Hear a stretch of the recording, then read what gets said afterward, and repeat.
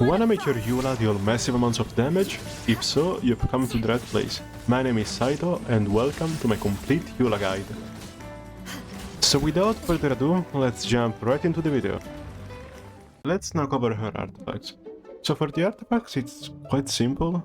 The good thing about Eula is that everything about her kit is very flexible, can change, so this also includes the artifacts.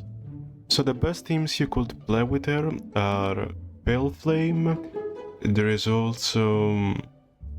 wait, where is it? Bloodstained Chivalry, and you could also try out Gladiator's Finale, Shimenawa, all that kind of stuff. So the best teams are 4 pieces Pale Flame, and 2 pieces Pale Flame, and 2 pieces Bloodstained. But you could also try out like 2 pieces Gladiators, 2 pieces Bloodstained. You know, do just what you have. You don't need to farm too much for her. But the best thing out of all of them is 4 pieces Pale Flame. So for example, I have 2 pieces Pale Flame, 2 pieces Bloodstained, and yeah, that's pretty much about it. You don't need to exaggerate. Also, because another good thing about her is that even if I don't have a physical damage goblet, she gets some physical damage bonus by herself. So if we go here, you can see that she still has 50% physical damage bonus, which is very good. Now let's talk about the talents. So Eula mainly resolves around the elemental burst. Basically it spawns a sword that has up to 30 stacks, and every time you hit enemies it will gain a stack. Every stack can deal more damage at the end of the duration, and it's just her main gimmick. It's incredibly good. It can deal up to like 8 million damage, it's something crazy. And yeah, I really need to upgrade it. Then we have the normal attacks, which are also the main key of Eula. And then we have the skill. The skill isn't that difficult. When you tap it once, it has a short cooldown, you get a sword, and when you have 2 and you hold the skill, then it will do a vortex or whatever, and it will explode. So it deals a lot of damage. Plus, thanks to this talent, when you use your burst, you will gain 1 sword, and you will reset the cooldown of the skill. So technically, the best rotation is tap the skill, then you use the burst, so you have 2 swords and a free skill, then you do some normal attacks, then you use the skill, and you keep doing normals until you make the sword explode, and that's it. So for the weapons, it's you have a lot of choices, kind of. So for the 5 stars, the best choices are by far the Song of Broken Pines, which is her signature weapon, so of course it's the best one by far. But you could also try the Black Leaf Slasher for a free-to-play option. There is also the Wolf's Gravestone, which could work pretty well. And if you're feeling a bit silly, you could try using Ito's signature weapon, because it still gives a lot of crit damage and she really needs it. For other 4-star version, you could try the Star Silver. The only problem is that it's kind of hard to obtain for a beginner, because you need to do like a huge story quest. It's kind of gimmicky. The Prototyper Cake is much easier to obtain.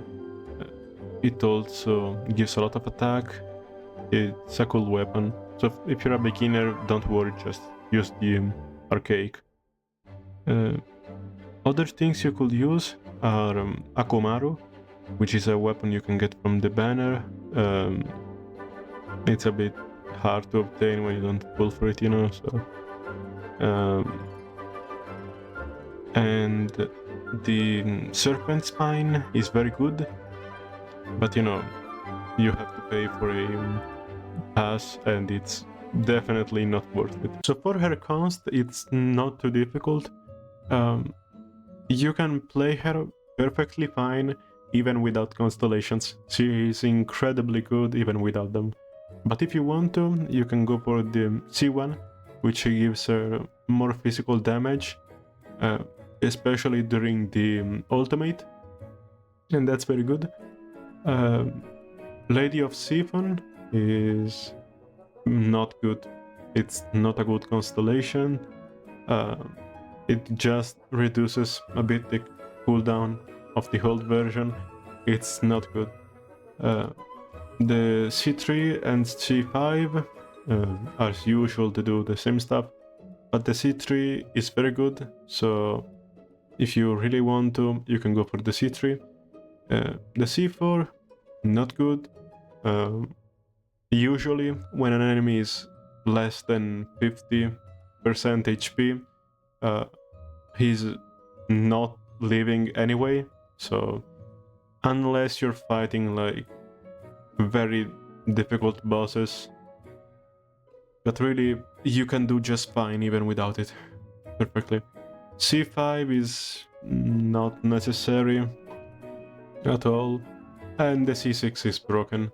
The C6 gives you a massive amount of damage because it gives you 5 stacks, and it can give you additional stacks, and if you go here, yeah, you do a lot of damage.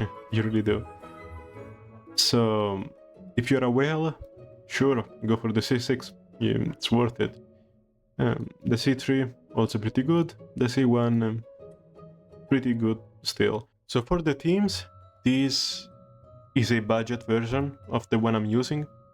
Usually you should use Raiden Shogun because she gives a massive energy recharge bonus, and she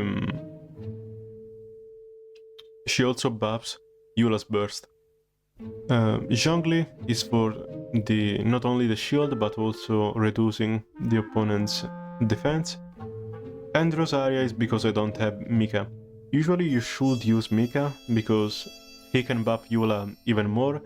However, Rosaria is still very good because she deals a lot of damage, and she's the second best character for this job.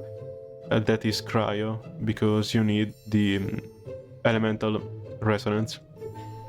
Another good team is this one. We replace Zhongli with Diona simply because of the elemental resonance. A bonus crit rate is always welcome, and Bennett gives a lot of attack. So this is a... if you wanna buff Eula as much as you can, this is the best option. Still, if you have Mika, I really recommend you to use him, because he's incredibly good with her. Final thoughts on Eula is that she's a very strong character, but if you are not someone who likes her playstyle, so not using elemental reactions at all, I don't recommend her. She's strong, she's simple to use. I recommend her for beginner mostly, and if you're an advanced player, you can still play her because she can be very fun. She's simple to build, you don't have to like grind forever, and yeah, just have fun with her. Plus remember that she still has the highest attack in the game, though I definitely didn't even get close to that.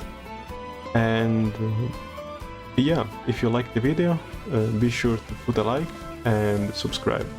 This is my first video and I would like to, you know, make it a good one. It took me a lot to record, to edit, because I had to have many takes. So even liking or subscribing would be really good. And yeah, that's it. See ya.